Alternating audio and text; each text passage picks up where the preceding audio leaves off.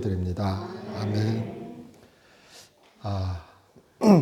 저희 오늘 요한복음 19장, 20장이죠. 20장 19절부터 31절까지의 말씀을 같이 읽었습니다. 그리고 제가 제목을 보고 믿고 생명을 얻음. 저의 익숙한 것은 듣고 믿어 구원에 이른 거. 그쵸? 전하여야 듣고 들으면서 믿음은 들으면서 나고. 그쵸? 이 구절이 상당히 익숙하죠. 근데 오늘 요한복음 우리 상에서 한번 보면요. 제가 이렇게 읽다 보니까 보는 얘기가 상당히 많이 나와요. 오늘 우리 읽은 구절에도 보라 그러죠. 그리고 예수님께서 부활하시고 제자들에게 나타나셨을 때 뭐 하시죠? 숑 나타나셔가지고 제자들이 문을 닫고 그 방 안에 있었다 그랬죠. 그들이 두려워하여 그들이 근심에 차서 그렇게 방 안에 있을 때 우리 성경에는 문을 닫고 있다고 나오지만 이 닫다는 헬라어 단어가 그냥 문을 닫다도 되지만 문을 걸어 잠그다는 의미도 됩니다. 그래서 일반적으로는 우리가 걸어 잠갔다 이렇게 이해합니다. 그래서 그들이 걸어 잠그고 있는데 예수님께서 갑자기 그들 앞에 나타나신 거예요. 그래서 우리가 그 예수님의 부활의 몸이 일반적인 육신의 몸과는 그런 의미에서 다르다 우리 그렇게 얘기하죠. 그런데 그들이 그렇게 예수께서 나타나시고 그들이 그렇게 두려움에 근심에 슬픔에 쌓여 있을 때, 그 전에 마리아의 이야기 또 여자들의 이야기를 듣고도 그리고 빈 무덤을 보고도 그들이 그렇게 두려워할 때, 그들이 슬퍼할 때 나타나셔가지고 우리가 읽은 우리 요한복음 20장의 이야기에서는 상처를 보이시죠. 성경 본문 보세요. 너희에게 평강이 있을지어다. 그쵸? 말씀하시죠. 너희에게 평강이 있을지어다. 그리고 보라 그러시죠. 너희에게 평강이 있을지어다. 근데 이 너희에게 평강이 있을지어다 보시는 게 이 말씀을 하시고 20절에 손과 옆구리를 보이시니 제자들이 주를 보고 기뻐하더라. 봤죠? 제자들이 주를 보고 그의 상처를 보고 그의 살아나심을 보고 그의 부활을 보고 기뻐하였다 나오죠. 그들은 보고 기뻐하였죠. 그들은 보고 평강을 얻었죠. 평강을 얻으라는 그리고 기쁨을 누리라는 예수님께서 그 죽으시기 전에 전날에 십자가에서 달리시기 전에 제자들과 같이 요한복음 상에서 그렇게 만찬을 하시면서 성령에 대해 쭉 말씀하세요. 그러시면서 너희가 지금은 나를 보나 또 보지 못할 것이다. 그러나 또 나를 볼 것이다. 막 수수께끼 같은 말씀하시고 그리고 너희가 나를 볼 때 기쁠 것이다. 막 이런 말씀을 하세요. 근데 그 모든 나중에 한번 보시면은 나중에 한번 예배 끝나고 요한복음 16장, 17장 한번 읽어보시고 오늘 구절을 한번 보신다면 예수께서 말씀하신 그 성령에 대하여 그리고 그렇게 내가 승천하였을 때 너희가 어떻게 될 것인가에 대한 얘기를 한번 보시고 오늘 구절을 보신다면 그가 그렇게 부활하시고 제자들에게 나타나셨을 때 벌써 그가 말씀하셨던 그가 약속하셨던 일들이 일어났구나. 그리고 그것을 그들에게 보이셨구나. 그래서 그들은 봤어요. 육신의 눈으로. 예수님을 보고 그의 상처를 보고 기뻐하였어요. 그리고 그가 선포하시는, 그가 말씀하시는 새 시대가 허락하는 하나님께서 허락하신 그런 새 종말의 기쁨을, 미리 온 종말의 기쁨을, 평화를, 하나님과의 평화를 누리라고 그 말씀하심을 받았어요. 그리고 21절에 예수께서 제자들에게 이르시되 너에게 평강이 있을지어다 아버지께서 나를 보내신 것 같이 나도 너희를 보내노라. 이것도요 요한복음 16장에도 17장에도 나오는 말씀이에요. 내가 너희를 보낸다고요. 그러면서 성령을 구하는 말씀. 그리고 성령께서 내가 한 이야기를 너에게 되살려 줄 것이고 쭉 이런 얘기들이 나오거든요. 그러니까 나도 너희를 보낸다. 이렇게 말씀하시고 여기에서 그 다음 구절에 숨을 내쉬는 구절이 나오죠. 그리고 성령을 받으라. 보았고 그리고 나도 너희를 보낸다 이렇게 말씀하시고 성령을 받으라 이렇게 말씀하셨죠. 근데 숨을 내쉰다 이렇게 얘기할 때요. 숨을 내쉰다 얘기할 때 성경상에서 저희는 한글로 보니까 구분이 안 가지만 실제로 헬라어 단어로서는 여기에 나오는 숨을 내셨다는 단어는 신약성경에서는 딱 한 번만 나오는 단어입니다. 예. 그냥 우리 신약성경에서 다른 구절에서 숨을 내쉬고 뭐 이렇게 나오는 것은 우리 성령과 관련된 용어로서 그렇게 숨을 내쉬는 거 이런 용어로 그런 같은 어족의 단어를 쓰고요. 여기에서는 특별하게 다른 단어를 쓰는데 그 단어가 구약 성경에서는 헬라어로 번역된 구약 성경에서는 대표적으로 나오는 것이 하나님께서 사람을 지으시고 숨을 불어넣으시고 생명이 되게 했다. 살아있는 영이 되게 하였다 말씀하시는 그 구절이 있죠. 그 구절에서 그렇게 숨을 불어넣으신 그 단어.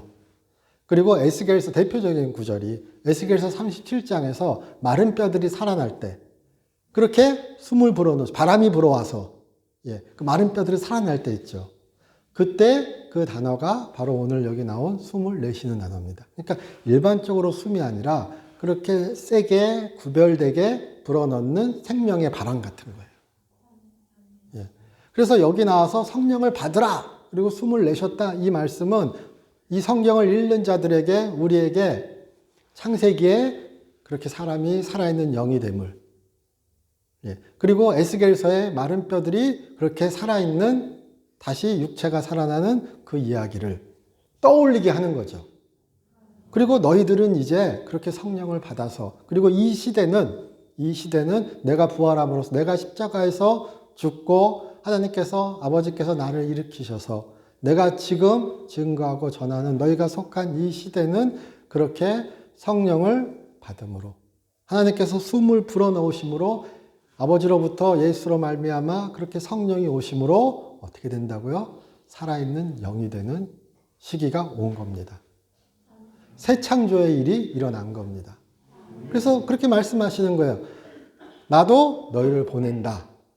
그리고 숨을 불어넣으시고 그들에게 창세기의 용어로 얘기하면 살아있는 영이 되게 하신 거예요. 생명이 되게 하신 거예요. 회복시키시는 거예요. 우리가 그거를 어떻게 보면 조직신학적인 용어로는 중생한다 이렇게 생각할 수도 있겠지만 그렇게 우리는 어떻게 보면 성령을 받으셔야 되는 거예요. 살아있는 영이 되셔야 하는 거예요. 그래야 내가 너희를 보낸다. 아버지는 나를 보냈고 나는 너희를 보낸다 할 때 그 말씀에 우리가 어떻게 보면 참여하기 위해서는 그렇게 예수와 함께 하기 위해서는 예수님의 일을 하기 위해서는 우리는 성령을 받으셔야 됩니다. 그의 숨에 불어넣으심을 받으셔야 되는 거예요. 근데 그것은 어떻게 이루어지는가? 아마 요한복음상에서 우리 이야기를 또 이야기해보자면 예수님으로부터 나오는 거죠. 그러니까 우리는 예수님을 만나야죠. 예수님을 만나야죠. 대표적으로 아마 그렇게 예수님으로부터 숨을 불어넣으신 것을 받는 지금 이 요한복음상에서의 어떤 메아리치는 이야기는 우리 지금 현 시대로서는 예배입니다. 안식 후 첫날 이렇게 시작하죠. 안식 후 첫날은 우리식으로 얘기하면 주일날, 한 주의 첫날입니다. 그리고 여드레 후에 나중에 도마를 만날 때 여드레 후에 그것도요. 이 그냥 단어 그대로 이제 번역해서 여드레 후고요. 그럼 여드레 후면 와, 우린 8일 후 이렇게 생각하잖아요. 그런데 그것을 현대어로 정확하게 바꾸면 7일 후예요. 여드레 후를 8일 후 이렇게 생각하시면 오해예요. 안식 후 첫날이에요, 그냥 똑같이. 유대인의 안식일은 유대인의 날짜 계산은 우리식으로 하면 이틀을 포함하잖아요. 저녁 오후 6시부터 다음날 오후 6시까지니까요. 하루가 이렇게 흘러가니까. 그래서 여기 지금 예수님께서 제자들과 함께 하신 첫 번째 이야기, 그리고 두 번째 이야기는 우리식으로 얘기하면 다 주일날, 일요일날 일어난 이야기예요. 그래서 우리에게 어떻게 보면요, 예배는 한 주를 시작하는 날이에요. 우리는 예배를 통하여 예수님과 함께하고 하나님을 경배하고 성령을 받고 세상으로 나아가는 거예요. 아버지께서 나를 보내신 것처럼 나도 너희를 보내시는 그 일이 예배를 통하여 일어나는 겁니다. 그러므로 우리는 또 이 구절을 읽으실 때 부활하신 예수께서 부활하신 예수께서 우리에게 예배를 허락하시고 그 예배의 이야기가 지금 요한복음 상에서 좀 얘기를 좁히면 주일 예배를 통하여 일어납니다. 그러므로 우리 또한 그렇게 제자들이 예수님을 보고 그를 만나고 그로부터 성령을 받고 그로부터 그렇게 세상으로 나아갔던 것처럼 우리 또한 그렇게 그가 허락하는 평강을, 그가 주시는 기쁨을, 그가 주시는 성령을 받으시기를 주님의 이름으로 축원합니다. 네. 그렇게 하여서 23절에 너희가 누구의 죄든지 사하면 사하여질 것이요 누구의 죄든지 그대로 두면 그대로 두면. 우리 이것을 어릴 때부터 교회 오래 다니신 분들은 다 몇 번 들으셨을 겁니다. 이게 바로 전도라고요. 이게 바로 선교라고요. 예. 너희가 누구의 죄를 사하면 사하여질 것이요. 이거를 그냥 들어오는 대로 문자적으로 해석하면요. 죄 용서의 권한이죠. 예. 그래서 천주교에서는 캐톨릭에서는 천주교에서는 고해성사, 우리 신부님이 고해성사 하시잖아요. 고해성사의 근거 구절이 이 구절입니다. 근거 구절 중에 한 가지가. 예. 그렇게 사도적 권위 아래 내려오는 그 교회의 전통 가운데 사도적 권위 아래 예수께서 사도에게 말씀하셨고 그 사도적 권위가 교회 안으로 흐르고 그 안에서 제가 이해하는 바로는 이 구절이 그렇게 고해성사의 근거 구절이 됩니다. 그리고 교회 역사상에서 3세기까지에서는 세례 줄 때 그 세례를 통하여 세례는 물 세례지만 성령께서 그 세례를 사용하셔서 죄가 씻겨나가죠. 예, 우리 그렇게 세례 문답시에 배우시잖아요. 예, 결심하지만, 예, 결신하고요. 그렇게 세례의 근거수, 물 세례의 근거 구절로서도 이 구절이 사용됐었습니다. 그리고 종교개혁을 통하여, 우린 개신교니까요. 개신교에 속하니까. 종교개혁을 통하여서는 우리가 지금 교회에서 들으시는 것처럼 그렇게 우리가 복음을 전파하여 예수님을 증거하여 그를 증언하여 그가 그렇게 하나님께 용서받은 사람임을 알리는 거예요. 예. 그리고 그렇게 구원받은 사람임을 알게 하는 거예요. 그래서 너희가 전하는 자는 이미 하나님께서 용서하신 자라는 것을 아는 거예요. 예. 우리는 몰라요. 하나님께서 우리 칼빈식으로 얘기하면 누가 하나님의 약속된 자인지 하나님께서 구원하신 자인지 몰라요. 그러니까 우리는 열심히 전해야죠. 그래서 이 구절을 제가 읽은 이 구절을 그냥 거칠게 직역을 하잖아요. 직역을 하면 제가 한번 읽어드릴게요. 너희가 그들의 죄를 용서해 주는 자들은 이미 용서를 받았고 이렇게 나와요. 이미 용서를 받았고 너희가 용서해 줘야 그들이 용서해 주시는 하나님이 용서해 주시는 게 아니라 너희가 용서해 주는 자들은 너희가 죄의 사함을 선포하는 자들은 이미 용서 받았고 그러니까 성령의 사람은 알아요. 성령의 사람은 하나님의 이야기를 전해요. 또 그렇게 이야기할 수도 있는 거예요. 하나님께서 사용하신다고요. 그러니까 성령을 받고 세상으로 나아가라고요. 이 얘기도 맞죠? 끄떡끄떡이 적어요. 맨날 성령을 허락해 주셔서 기도하시잖아요. 성령 받고 뭐 하시려고요? 우리 한번 고민해 볼까요? 성령 받고 뭐 하고 싶으세요? 감사합니다. 전도라 그래 주시니. 예. 부자 돼야죠. 건강해져야죠. 예. 그렇게 고난이 그렇게 하나님의 도우심으로 이끌어 주심으로 하나님의 구하심으로 예, 깨지길 바라시죠. 그러나 우리가 근본적으로 그렇게 하나님의 용서하심의 은혜가 하나님의 구원하심의 은혜가 그렇게 주께서 허락하신 그 영생의 은혜가 성령 받은 자들을 통하여 나타나고 전해지고 증거되는 것. 그것이 가장 근본적인 이야기겠죠. 그것이 본질이겠죠. 예, 그 은혜를 선포하는 우리가 되기를 주님의 이름으로 축원합니다. 예수께서 말씀하시는 게 교회는 이런 곳이다. 교회는 아버지께서 나를 보내신 것처럼 나도 너희를 보내는 그런 자들이 모이는 곳이다. 내가 숨을 불어넣어서 너희는 그렇게 하나님의 구원의 은혜를 누리는 자들이다. 너희는 죄를 사하여 주고 용서를 선포하는 자들이다. 하나님께서 용서하셨음을 하나님께서 구원하시고자 함을 너희는 선포하는 자들이다. 그것이 교회다. 그것이 예배다. 그래서 우리가 신학적인 용어로 선교적 교회 이렇게 얘기합니다. 그래서 교회의 본질은 무엇인가? 여러 가지 얘기할 수 있어요. 하나님의 사랑이 있는 것. 그래서 하나님은 사랑이시다 이런 얘기하죠.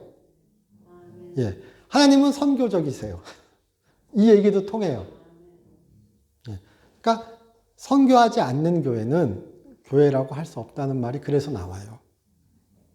예, 전하는 교회, 증거하는 교회, 선포하는 교회, 이 교회가 진정한 교회요, 살아있는 교회요, 성령에 충만한 교회인 겁니다. 우리도 그렇게 할 수 있기를 주님의 이름으로 축원합니다. 예. 그래서 보고 믿고 우리가 처음에 아주 얘기로 돌아가서 보고 믿고 생명을 얻은 그럴 때 우리가 도마 때문에 다음에 도마 이야기 나오죠. 도마 이야기 때문에 예. 본다는 거에 대해 뭔가 우리가 어떤 노이로제가 있어요. 그리고 예. 보는 믿음을 막 추구하는 분들은 저 기적 추구자. 저 봐야 믿는 도마 같은 놈. 예, 의심 많은 도마. 오늘 우리 찬양 부를 때도, 어저께나 오늘 찬양 부를 때도 의심 많은 도마 얘기 나왔죠. 그래서 우리 마음 한구석에 있습니다. 의심 많은 도마처럼 살지 말아야지. 예, 믿음은 바라는 것들의 실상이요, 보이지 않는 것들의 표상인데, 내가 보지 말고 믿어야지. 그렇죠. 예, 아브라함도 그렇게 하나님께서 너는 내 아비 집을 떠나 내 고향 친척집을 떠나 내가 내게 지시할 땅으로 가라. 보여주시지도 않고 말씀하셨는데 그가 그렇게 그냥 그 하나님 그 한마디 말씀을 따라 예, 그가 그 모든 것을 놔두고 물론 재산은 챙겼더라고요. 예, 쭉 갑니다. 예, 먼 길을 떠나죠. 그리고 그 평생 그 말씀을 의지하고 하나님과 동행하면서 갔죠. 그래서 우리가 그렇게 믿음의 선조들, 선진들을 얘기하면서 히브리서 기자는 그렇게 믿음이란 무엇인가, 하나님이 계신 것과 그가 상 주시는 분이심을 알고 이렇게 나가는 것이 믿음이고 하나님은 그런 믿음 있는 자를 기뻐하신다 이렇게 얘기하면서 그렇게 얘기하잖아요. 그래서 우리는 생각합니다. 보지 않고 믿는 것이 최고다. 여기서도 말씀하시죠. 보지 않고 너는 본고로 믿느냐? 보지 않고 믿는 자들은 복되도다. 그래서 우리는 자연스럽게 등급을 나눕니다. 보지 않고 믿는 자가 1등, 보고 믿는 자가 2등. 그래서 믿음의 순위가 올라가려면 어떻게 해야 되죠? 보지 않고 믿어야 돼요. 자, 그런데 아까 우리 요한복음 상에서는요, 물론 예수께서 질책하십니다. 너는 왜 보지 않고, 그러니까 못 봤다고 믿지 않느냐. 그런데요, 사도들도 제자들도 다 보고 믿은 분들이죠. 예수님 시대에는 보고 믿는 시대예요. 안 보고 믿었던, 소문을 듣고 믿었던 사람도 있어요. 그렇게 맹인이, 거지가, 병든 자들이 예수의 소문을 듣고 예수의 이야기를 듣고 그에게 외치죠.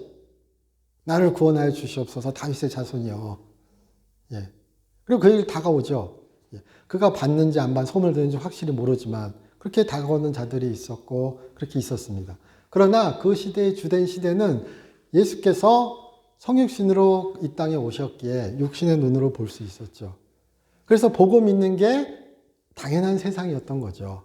그런데 이제 예수께서 부활하심으로 그가 승천하심으로 이제는 육신의 눈보다는 성령의 눈으로 예수를 봐야 되는 시대가 온 거죠. 그래서 예수께서 요한복음 16장에서도 말씀하실 때 너희가 나를 지금은 보지 못하나 곧 보지 못하나 나를 또 보리라 그렇게 말씀하세요. 어떻게 본다고요? 성령을 통하여. 성령으로 말미암아. 그 성령은 우리에게 성경을 통하여 우리의 삶을 통하여 하나님의 나타나심을, 하나님의 간섭하심을, 하나님의 사랑하심을, 하나님의 구원하심을 보게 하죠. 예수를 알게 하죠. 그런 시대가 왔는데 도마는 아직 옛 시대에 젖어서 내가 눈으로 봐야 나는 성령을 통하여 보는 게 아니라 성령으로 말미암아 보는 게 아니라 난 눈으로 보고 싶다 이렇게 얘기한 거예요. 근데 예수님은 도마는 그렇게 확신 가운데 예수의 부활을 증언할 사람으로 선택된 사람이죠. 그래서 그에게 말씀하시는 거예요. 그래, 그러면 보고 믿어라. 예, 물론, 예. 그러니까 우리가 생각하실 때 이 봄과 이 봄의 등급을 나누는 게 아니라 오히려 더 정확한 얘기는 눈으로 보는 시대에서 영으로 보는 시대로 세상이 변화된 거예요. 똑같이 예수를 봐야 하고 하나님께서 예수를 통하여 계시하는 하나님을 보아야 합니다. 하나님을 만나야 합니다. 그 시대 사람들은 예수님을 통하여 하나님의 영광을 받습니다. 그래서 요한복음 1장에서 14절에도 그에게 있는 그 영광을 우리가 보았다. 하나님의 영광을 그가 보았다. 우리가 보았다. 그리고 1장 4절에 그의 안에 생명이 있었고. 그래서 보고 믿고 생명을 얻음이 요한복음에서는 너무나 당연한 얘기예요. 우리도 그래요. 우리도 성경을 통하여 말씀을 통하여 성령의 이끄심으로 예수님을 보죠. 예. 듣는 것도 그냥 듣는 게 아니죠. 보는 것도 그냥 보는 게 아니죠. 예. 성령께서 우리를 보고 듣게 해주셔야 되죠. 이거 부정하시는 분 없으시잖아요. 백날 보아도 백날 들어도 성령의 이끄심이 없으면 그것은 여전히 보지 못함이죠. 여전히 듣지 못함이죠. 그러므로 보고 듣고의 그런 외향적인 것에 너무 우리가 함몰되지 않았으면 좋겠습니다. 오히려 중요한 것은 우리가 성령의 눈으로 볼 수 있는가. 우리가 그렇게 보여주시는 하나님을, 그렇게 우리가 계시하시는 예수를 우리가 말씀을 통하여, 삶을 통하여 만날 수 있고 나타낼 수 있는가. 이것이 우리에게 충만하시기를, 가득하시기를 주님의 이름으로 축원합니다. 예. 그래서 저 집사님은 맨날 보는 것만 바라서, 기적만 바라서 질낮은 믿음, 그렇게 하지 마시고, 예. 그렇게 말씀하시는 순간 더 질낮은 분이 되십니다. 예. 제가 굳이 험하게 말씀드리면, 예. 오히려 우리가 삶의 여러 많은 곳에서 그렇게 하나님의 영광을, 그의 사랑을, 그의 간섭하심을 볼 수 있기를 주님의 이름으로 축원합니다. 제가 아까 일부 예배 끝나고 얘기를 들었습니다. 잠시 얘기를 드리자면 금요일 철야회 때, 이번 주 금요일 철야에 못 나왔습니다. 예, 집 보느라고요. 예. 방송되죠? 괜찮습니다. 예.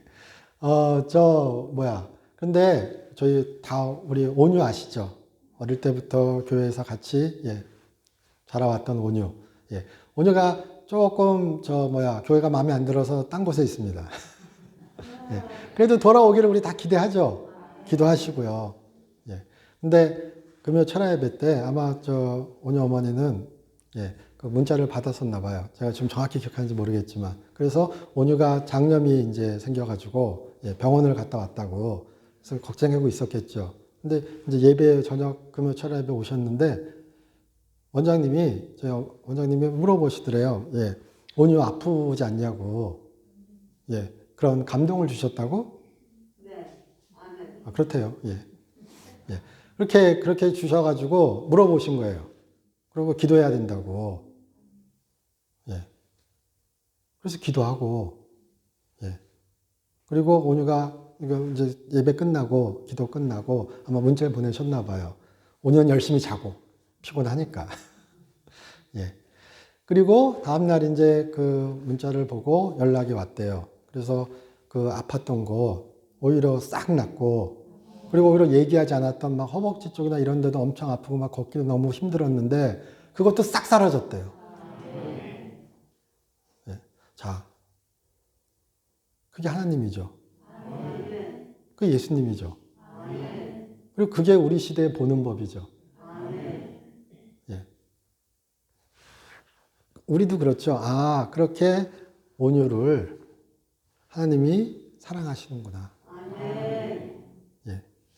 보지 않고 온유가 아픈 줄 알았구나. 여기가 아니라요. 예. 이러면 기적만을 쫓아다니는 거고요.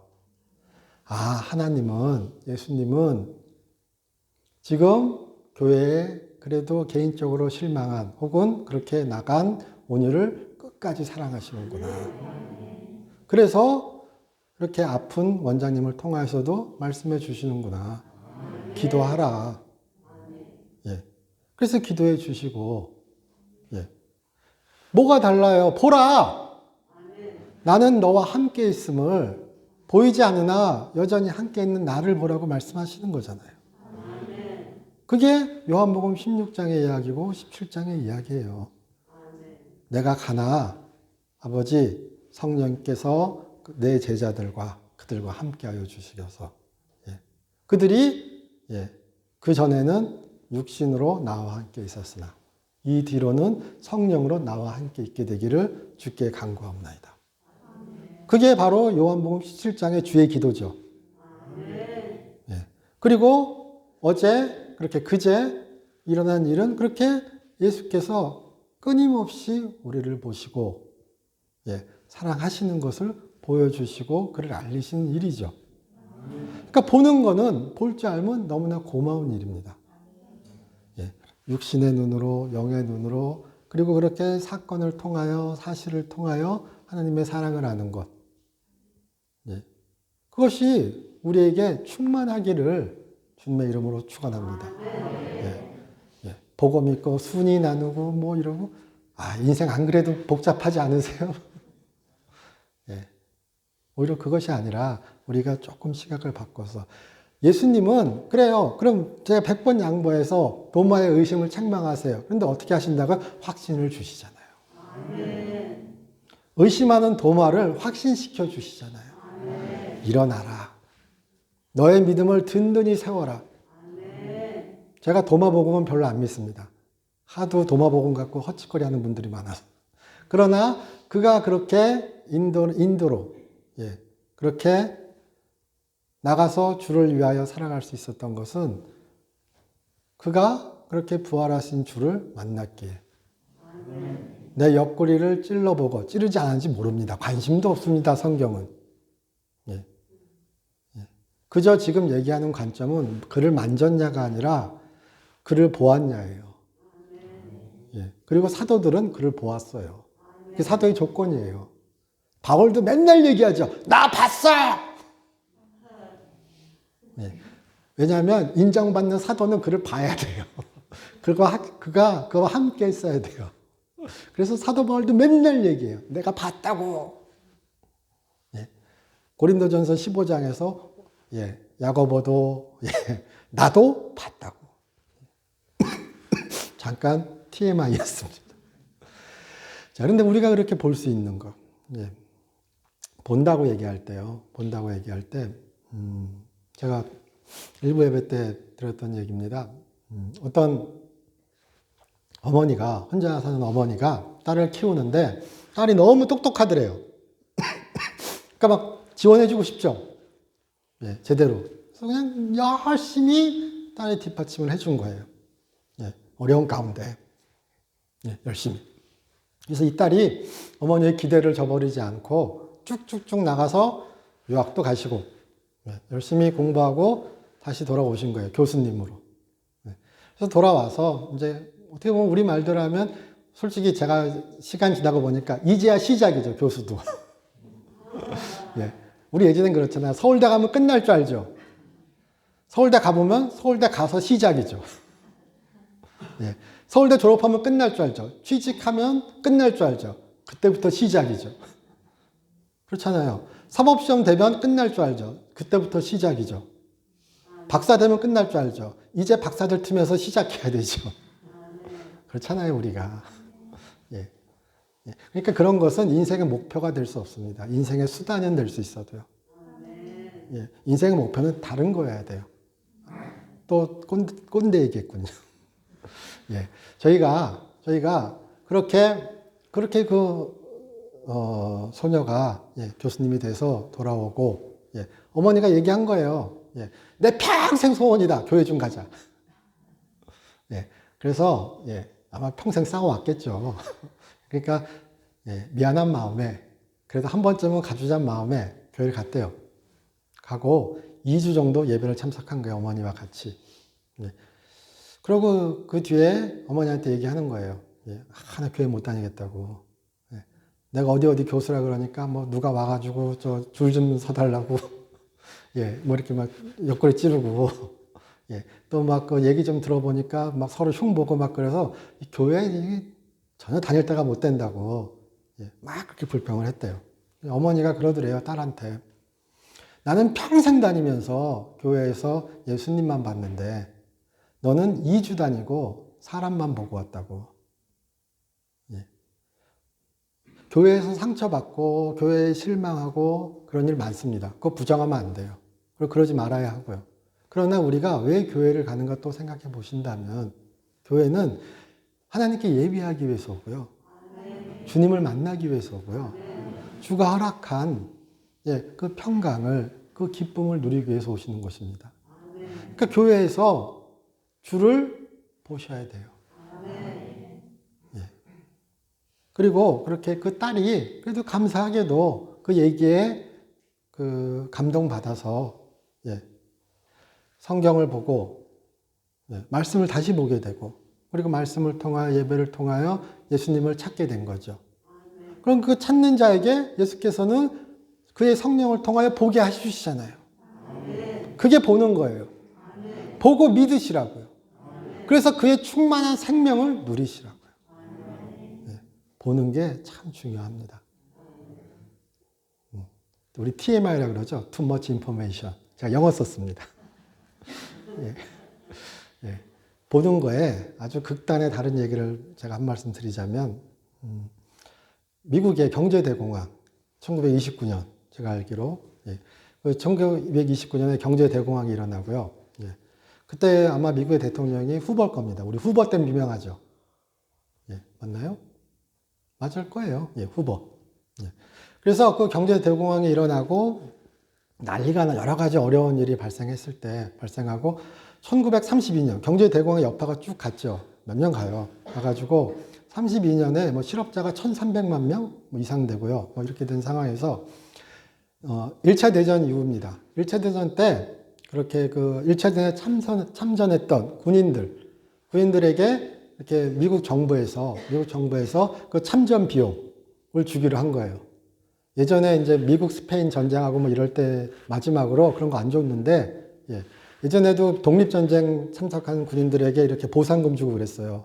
땅 뭐 몇 에이커 주고 독립전쟁 참전한 사람들한테 그렇게 주기로 했는데 뭐 화폐 가치가 다르긴 하지만 $60 주기로 했대요.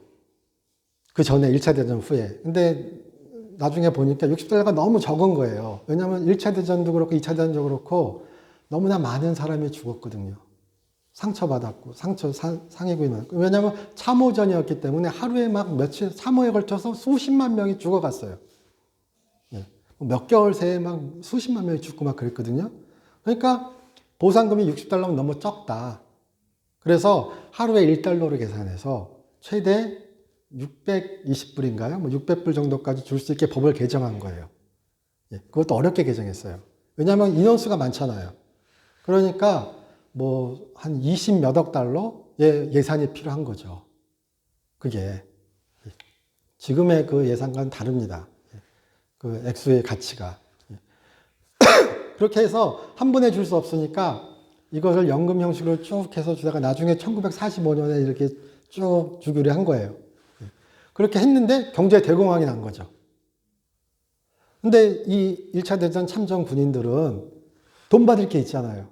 근데 이미 그건 나중에 주기로 했죠. 근데 지금 당장 굶어 죽을 것 같은 겁니다. 그래서 이 사람들이 워싱턴 DC로 몰려가요. 돈 달라고. 법은 나중에 준다. 우리는 지금 굶어 죽겠으니까 일부라도 지금 달라. 그래서 워싱턴 DC 앞에서 그 근처에 판자촌을 형성하고 이름도 재밌습니다. 후버빌. 영어니까 후버가 만든 마을이에요.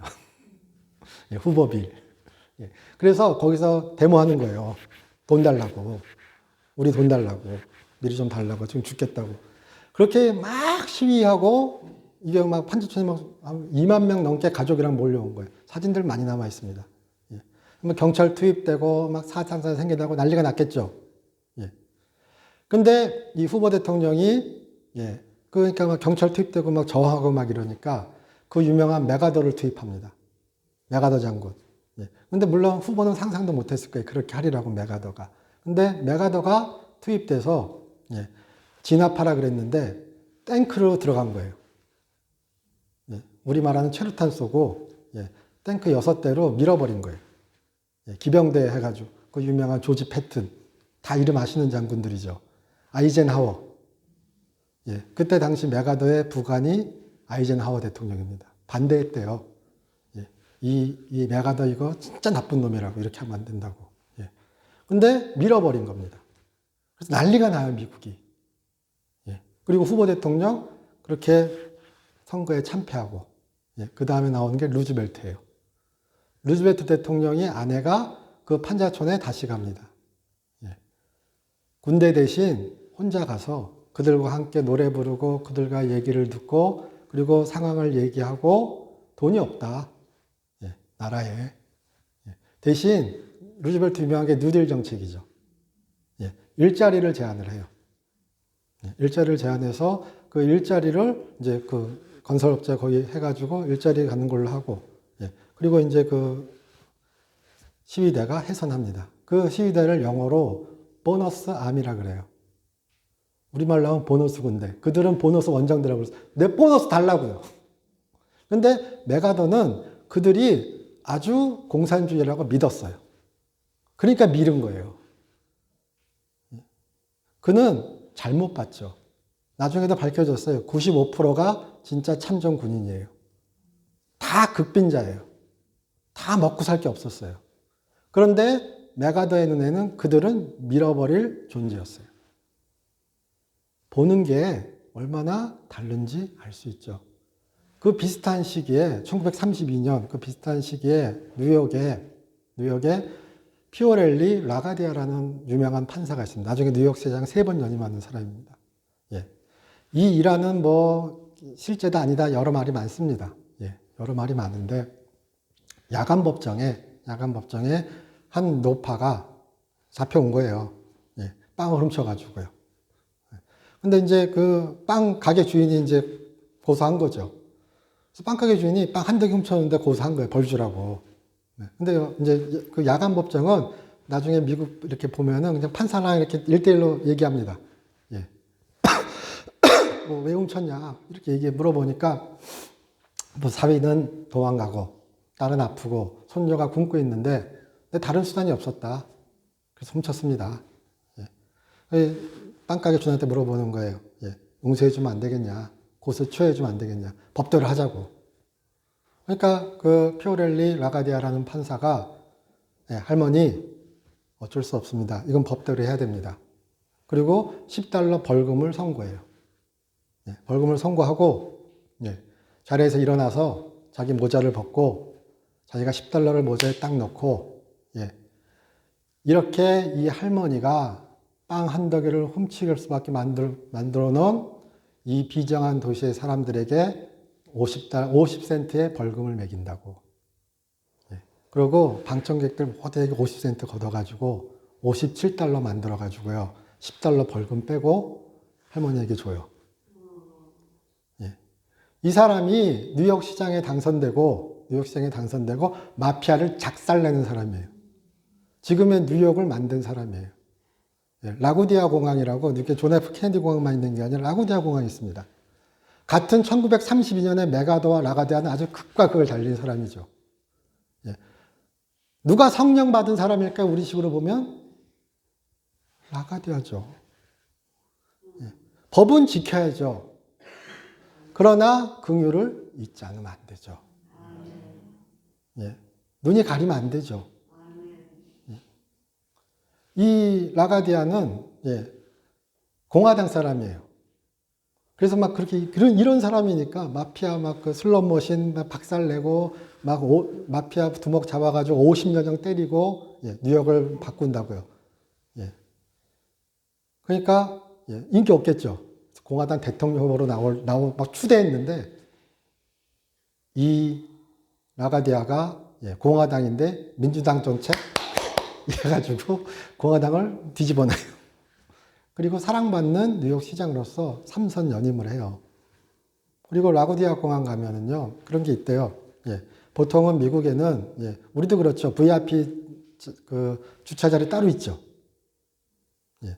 라구디아 공항 특별한 자리 가면 저는 못 봐서 확인 못 했습니다. 그러나, 저지스, 법관, 이 주차 자리에 이름 써 있는 거예요. 저지스.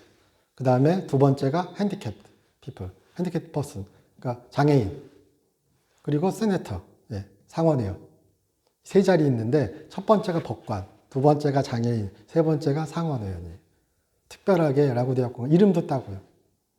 지금의 뉴욕을 어떻게 보면 만든 사람이에요. 예. 우리도 이런 사람이 돼야죠. 우리 사회도 이런 사회가 되어야 하겠죠. 예. 세상을 이겨온다라고 예수께서 말씀하신 거는 오히려 이런 거겠죠. 그는 십자가로 세상을 이기셨죠. 예. 하나님이 그를 일으키셨죠. 예. 우리 다르게 생각해 보면 그렇지 않을까 싶기도 합니다. 예. 보고 믿고 생명을 얻는 것. 우리가 성령을 힘입어서 성령의 인도하심으로 말씀을 통하여 세상을 어떻게 볼 것인가, 사람을 어떻게 볼 것인가, 우리가 예수를 어떻게 증거할 것인가, 또 그렇게 고민해보는, 또 그렇게 살아갈 수 있는 그런 한 주가 되시기를 주님의 이름으로 축원합니다. 저희 기도드리겠습니다. 하나님, 저희 사랑하여 주심을 감사드립니다. 우리 주와 함께하게 하여 주시옵시고 주님의 이끄심이 우리에게 있게 하여 주시옵소서. 보고 믿고 생명을 구하는, 생명을 전하는 우리 되게 하여 주시옵소서. 주 예수 그리스도의 이름으로 기도드립니다.